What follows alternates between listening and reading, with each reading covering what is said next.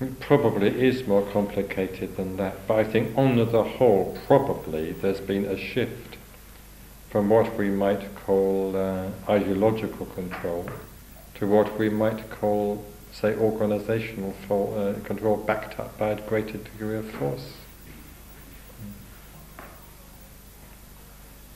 But that is a very big generalization, and probably the whole subject would require, again, further investigation.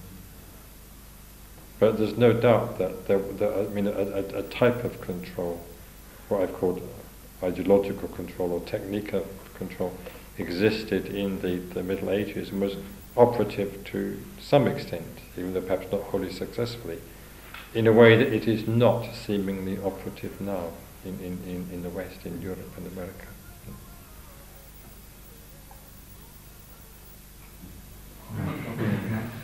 Yeah, but perhaps I'll say a little bit more about it. I mean, just at least one point. I think control always, on the whole, is ideological rather than non-ideological. In the sense that, I think I've touched on this before.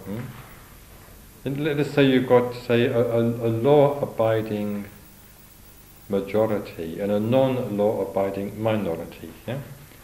If the minority is very small, well, you can keep them under control forcibly. The majority, either directly or through its representatives, can keep them under control.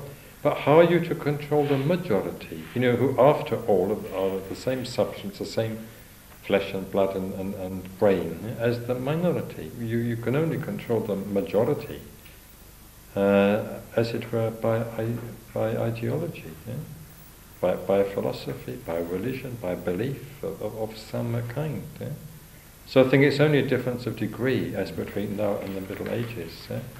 We may, have greater recourse to, control by force through the police and so on. But I think control still mainly is ideological. It's some form of ideology, some form of philosophy or religion, or even just inertia, that keeps people good, so to speak.